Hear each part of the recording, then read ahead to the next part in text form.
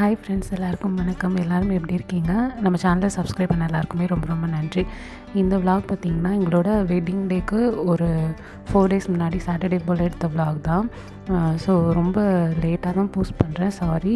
So morning பார்த்திங்கன்னா லீவுங்கிறதுனால as usual ஒரு 9 o'clock போல் தான் எந்திரிச்சதுமே செய்யோனுக்கு வந்து பால் கொடுத்துடலாம் அப்படின்னு சொல்லிட்டு ஃபஸ்ட்டு பால் சூடு பண்ணிவிட்டு தனியாக ஒரு பாத்திரத்தில் அவனுக்கு ஒரு கிளாஸ் வந்து ஊற்றி வச்சிட்டேன்னா கொஞ்சம் சீக்கிரம் ஆறிடும், கொஞ்சம் பெரிய பாத்திரத்தில். அதனால் பெரிய பாத்திரத்தில் வந்து அது அவனுக்கு வந்து ஊற்றி வச்சுட்டு அதுக்கப்புறம் அவனோட அந்த பால் குடிக்கிற ஃபீடிங் பாட்டில் வந்து ஃபுல்லாக சோப் போட்டு ப்ரஷ் வச்சு நல்லா கழுவிட்டு கொதிக்கிற தண்ணியில் வந்து அதை அப்படியே போட்டு வச்சிட்டேன். ஸோ பாலை வந்து ஆற்றுறதுக்கும் அது ரெடி பண்ணுறதுக்கும் கரெக்டாக இருக்கும். ஸோ அதுக்கப்புறம் எங்களுக்கு வந்து பால் தீந்துருச்சு, கொஞ்சம் தான் இருந்துச்சு, நைட் வச்சுருந்தது. ஸோ அதனால் திருப்பியும் பால் காய்ச்சிட்டு எங்களுக்கு வந்து டீ போட்டுட்டேன். ஸோ அவனுக்கு பால் வந்து கொஞ்சம் ஆறுறதுக்கு டைம் எடுத்துச்சு, அதனால் அதுக்குள்ளே நான் டீயும் போட்டுட்டேன். ஸோ பால் ரெடி பண்ணலன்னு சொல்லிட்டு அவன் வந்து கொஞ்சம் உட்காந்து அழுதுகிட்டே இருந்தான்.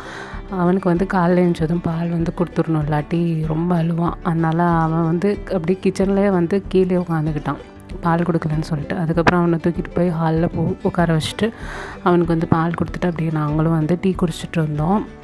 மார்னிங் டைம் பார்த்திங்கன்னா கொஞ்சம் அப்படியே லைட்டாக டோர் வந்து ஓப்பன் பண்ணி வச்சுருப்போம். அப்போ வந்து வீட்டுக்குள்ளே இருக்க ஹீட்டெல்லாம் வந்து வெளியே போகும். ஸோ அதனால் கொஞ்சம் நேரம் டோர் ஓப்பன் பண்ணி வச்சுருப்போம். அதுக்கப்புறம் வந்து டீ குடிச்சிட்டு மார்னிங் டிஃபன் செய்யலாம் அப்படின்னு சொல்லிட்டு கிச்சனுக்கு வந்தேன். தோசை மாவு வந்து கொஞ்சம் தான் இருந்துச்சு, அதனால் செய்யனுக்கு மட்டும் தோசை ஊற்றிடலான்ட்டு ஒரு தோசை அவனுக்கு ஊற்றிட்டேன், நெய் ஊற்றி. எங்களுக்கு வந்து டிமார்ட்டில் ரீசெண்டாக மியூஸ்லி வந்து வாங்கியிருந்தோம். ஸோ அதனால் அதை வந்து ஃபஸ்ட்டு ஆளுக்கு கொஞ்சம் கொஞ்சம் பாத்திரத்தில் ஊற்றி கொஞ்சம் மியூஸ்லி எடுத்துகிட்டு பால் வந்து நல்லா சூடாக தான் இருந்துச்சு, அதனால் அந்த சூடான பாலை வந்து ஊற்றி வச்சுட்டேன். சூடாக இருக்கிறதுனால நமக்கு டக்குன்னு அந்த நட்ஸு அந்த இதெல்லாம் ஊறிடும். அதனால் அந்த சூடான பாலை ஊற்றிட்டு ஒரு 10 minutes தாண்டி கொஞ்சமாக சர்க்கரை வந்து சேர்த்துட்டு சாப்பிட்டோன்னா கரெக்டாக இருக்கும். ஸோ இது வந்து நட்ஸ்லாம் போட்டிருக்கிறதுனால நல்லா வயிறு ஃபுல்லாகிடும். மார்னிங் சாப்பிட்றதுக்கு இது வந்து கரெக்டாக இருக்கும். ஏன்னா மத்தியானம் நான்வெஜ் தான் கொஞ்சம் நிறையாவே சாப்பிடுவோம், அதனால் மார்னிங் கொஞ்சம் லைட்டாக எடுத்துக்கிட்டாலே நமக்கு மத்தியானம் நான்வெஜ் சாப்பிடும்போது கரெக்டாக இருக்கும். செய்யனுக்கும் ஊட்டி விட்டு நாங்களும் வந்து சாப்பிட்டுட்டோம். அதுக்கப்புறம் வந்து மார்க்கெட் கிளம்பலான்ட்டு கிளம்பிட்டு வந்தோம். மீன் வாங்கிட்டு அப்படியே வெஜிடபிள்ஸ் எல்லாமே வாங்கிட்டு வந்துடலாம் அப்படின்ட்டு. சேவனுக்கு வந்து வெளியே போனாலே ஜாலி தான், அவன் வெளியே தூக்கிட்டு போகிறோம் அப்படின்னு சொல்லிட்டு ரொம்ப ஜாலியாகிட்டான். அப்படியே வந்து நாங்கள் கிளம்பி மீன் மார்க்கெட் போயிட்டு ஃபஸ்ட்டு மீன் வாங்கிட்டோம். அயில மீன் தான் வாங்கியிருந்தோம். ஸோ அந்த டைமில் 250 என்னமோ ஆச்சு. கொஞ்சம் நிறையாவே மீன் வந்து கிடச்சிச்சு. ஸோ எங்கள் வீட்டிலேருந்து கொஞ்சம் பக்கத்துலேயே தான் மார்க்கெட் இருக்குது. இந்த மீன் மார்க்கெட் வந்து டே டைமில் வந்து இருக்கும், ஆனால் மத்தியானம் ஒரு 2 o'clock மேலேருந்து க்ளோஸ் பண்ணிடுவாங்க.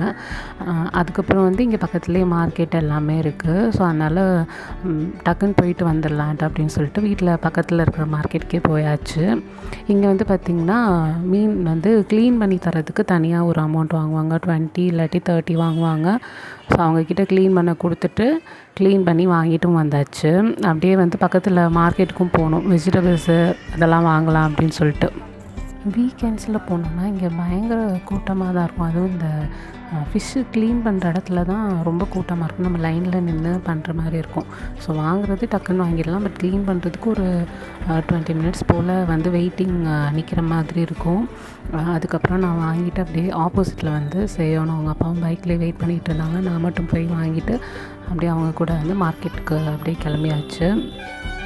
ஸோ இங்கே மார்க்கெட்னு பார்த்திங்கன்னா அங்கே எல்லாமே இருக்கும்.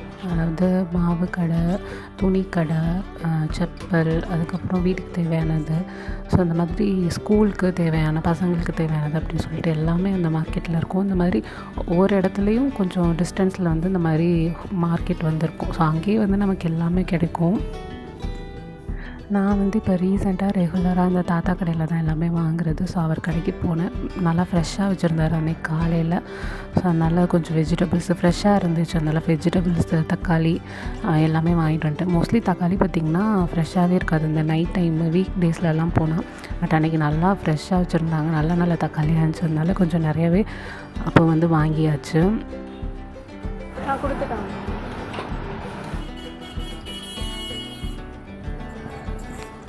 ஸோ ஃபஸ்ட்டு வீட்டுக்கு வந்த கையோடு எல்லாத்தையுமே வந்து திங்ஸ்லாம் பிரித்து எடுத்து வைக்க ஆரம்பிச்சிட்டேன். ஏன்னா நம்ம அந்த வேலை முடிச்சிட்டோன்னா கொஞ்சம் ஃப்ரீயாக இருக்கும். அதுக்கப்புறம் நம்ம சமைக்கிறதுக்கும் அது கொஞ்சம் கரெக்டாக இருக்கும் அப்படின்னு சொல்லிட்டு ஃபஸ்ட்டு அதெல்லாம் வந்து எடுத்து வச்சுட்டேன். அதுக்கப்புறம் எடுத்து வச்ச கையோடு ஃபஸ்ட்டு வந்து அரிசியை வந்து ஊற வச்சுக்கிட்டேன்.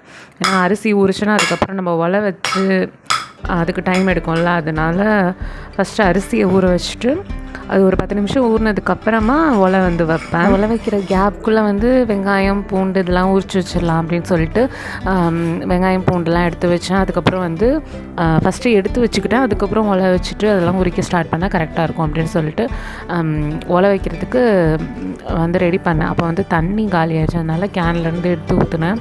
அந்த பாத்திரத்தில் நம்ம கேன்லேருந்து ஊற்றுவோம், பட் ஆனால் அது உள்ளே எப்படி தூசி சேருதுன்னே தெரியாது. டக்கு டக்குன்னு தூசி சேர்ந்துடும். ஸோ அடியில் தங்கியிருக்கிறத வந்து நல்லா ஃபில்ட்ரு பண்ணி யூஸ் பண்ணுற மாதிரி தான் இருக்கும் தூசியோடு இருக்கிறத.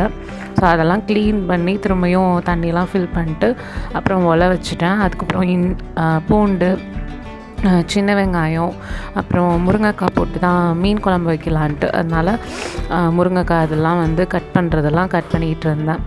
இந்த மீன் குழம்பு வந்து நம்ம ஸ்டைலில் வைக்கிற மாதிரி எப்போவும் வைக்கிற மாதிரி இல்லை. இது வந்து எங்கள் மாமியார் வந்து இந்த மாதிரி தான் வைப்பாங்க. அந்த கன்னியாகுமரி நாகர்கோவில் சைடில் தான் இந்த மாதிரிலாம் மீன் குழம்பு வைப்பாங்க. ஃபுல்லாக தேங்காய் தான் அவங்க வந்து மீன் குழம்புக்கு யூஸ் பண்ணுவாங்க.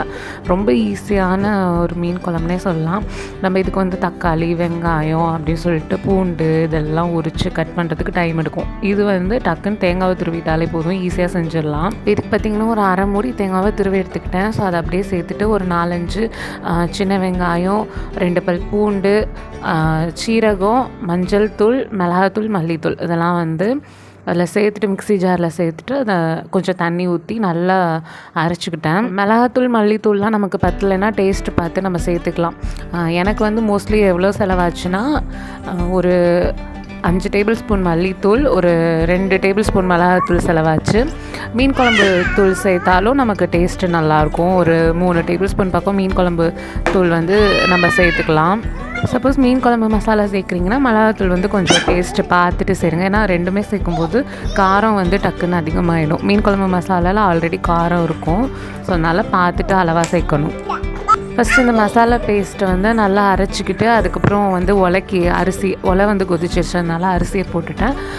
அதுக்கப்புறம் வந்து மீன் வந்து கழுவிடலாம் அப்படின்னு சொல்லிட்டு ஃபஸ்ட்டு மீனை நல்லா ஒரு 3-4 டைம்ஸ் வாஷ் பண்ணிவிட்டு அதை வந்து ஒரு நல்ல பெரிய கடாய் சட்டியில் வந்து சேர்த்துக்கிட்டேன். சப்போஸ் நீங்கள் மண் சட்டி இருந்தால் இன்னும் டேஸ்ட்டு வந்து சூப்பராக இருக்கும். என்கிட்ட மண் சட்டி கிடையாது, அதனால நான் வந்து நார்மலாக கடாய் சட்டியில் வந்து மீனை வந்து சேர்த்துட்டேன். மீன் வந்து உங்களுக்கு உடையாமல் அப்படியே நல்லா வரணும் அப்படின்னா ஃபஸ்ட்டே சேர்க்கக்கூடாது, கடைசியாக ஒரு 10 மினிட்ஸ் முன்னாடி சேருங்க. நான் வந்து கொஞ்சம் ஃபஸ்ட்டு டைம் செய்கிறதுனால எனக்கு அந்தளவுக்கு மீன் வந்து ஃபஸ்ட்டு சேர்க்கணுமா கடைசியாக சேர்க்கணுமாங்கிறது தெரியல. பட் மாமியார் வந்து எல்லாமே சேர்த்து தான் பண்ணுவாங்க, அதனால் அந்த ஞாபகத்தில் நான் வச்சுட்டேன். பட் எனக்கு கரைஞ்சிருச்சு ரொம்ப நேரம் கொதிக்க விட்டதுனால.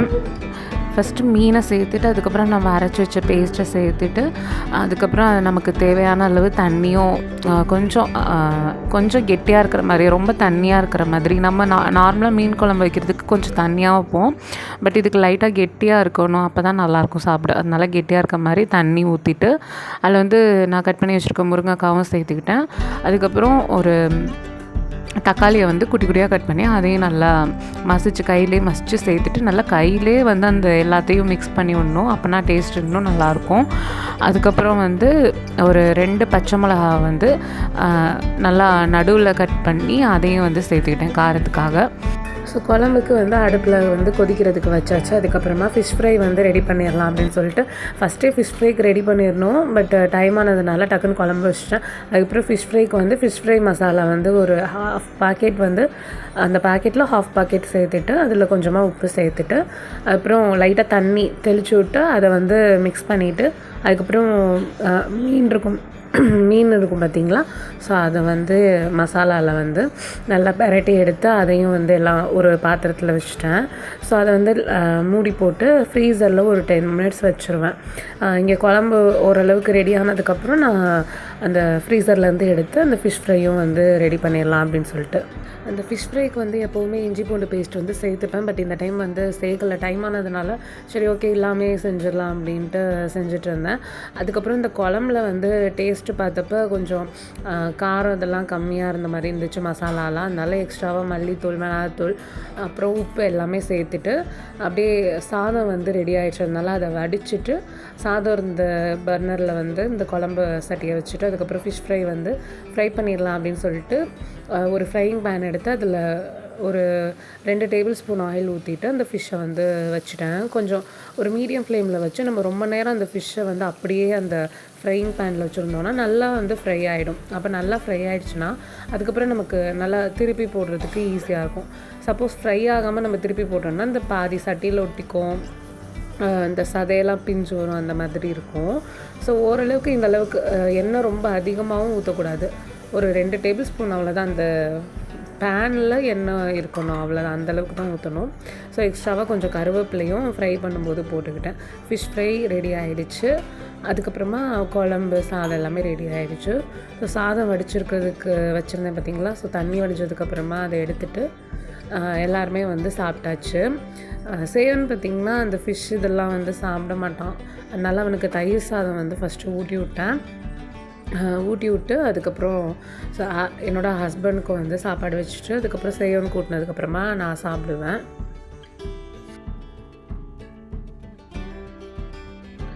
சாப்பிட்டு முடிச்சுட்டு ஒரு 1/2 அன் ஹவர் பக்கம் வந்து ரெஸ்ட்டு, அப்படியே சும்மா உட்காந்து டிவி பார்த்துட்டு இருந்தோம். அதுக்கப்புறம் சேவன் வந்து எப்போவுமே டெய்லியுமே வந்து மார்னிங் ஒரு 12 o'clock போல் தூங்கிட்டு ஒரு 2:30 3:30 அந்த மாதிரி கூட எழுந்திரிச்சு சாப்பிடுவான். பட் அன்றைக்கி வந்து காலையில் ஃபுல்லாக தூங்காததுனால மத்தியானம் சாப்பிட்டதுமே ஒரு 1/2 அன் ஹவர் கழித்து தூங்கிட்டான். அதனால் அவனை தூங்க வச்சுட்டு நான் வந்து சும்மா டிவி பார்த்துட்டு இருந்தேன், ஃபோன்லாம் யூஸ் பண்ணிவிட்டு. அதுக்கப்புறம் என் ஹஸ்பண்ட் வந்து ஹேர் கட் பண்ணுறேன்னு சொல்லிட்டு அவர் ஹேர் கட் பண்ண போயிருந்தார்.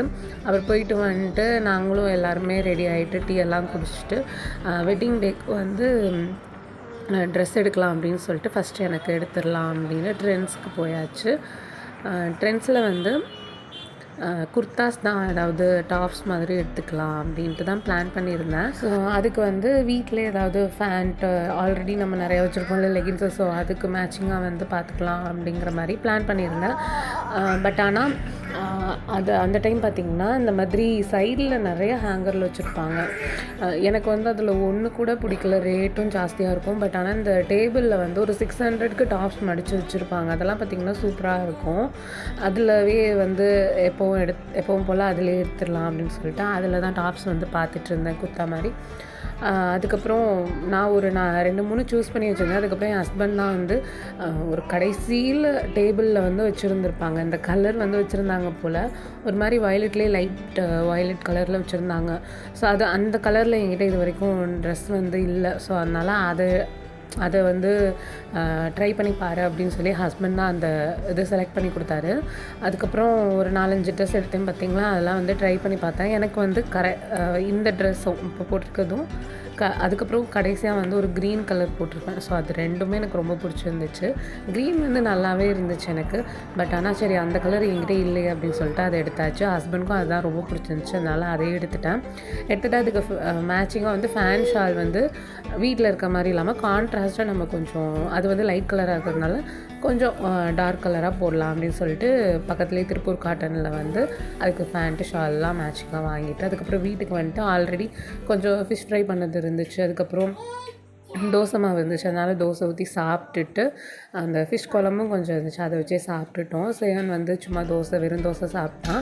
அதுக்கப்புறம் மாவும் வந்து காலி ஆகிடுச்சதுனால மாவரைக்கும் அரிசி ஊற போட்டுட்டு அப்படியே கிச்சனில் எல்லாத்தையும் க்ளீன் பண்ணி நல்லா நீட் பண்ணிட்டு பாத்திரம்லாம் விளக்கிட்டு ஸிங்கை வந்து க்ளீன் பண்ணிட்டு அப்படியே வேலையெல்லாம் முடிச்சுட்டு படா அப்படின்னு சொல்லிட்டு ஒரு 1/2 அன் ஹவர் நான் வந்து உட்காந்து கொஞ்சம் நேரம் டிவி மொபைல்லாம் யூஸ் பண்ணுவேன். அதுக்கப்புறம் இவன் வந்து கொஞ்சம் நேரம் அந்த பெட்டில் வந்து இந்த கார் வச்சு விளையாடிட்டு இருந்தான். கரண்ட்டாக இந்த வீடியோ ரெக்கார்ட் பண்ணிகிட்டு இருக்கும்போது நல்லா மழை கண்டினியூஸாக பெஞ்சிக்கிட்டே இருக்குது. ரொம்ப பெய்யல, லைட்டாக பெய்யுது. ஸோ அதனால தான் கிளைமேட் மாறவும் கோல்டு, த்ரோட் பெயின்னால வாய்ஸ் வந்து சரியாக வரல.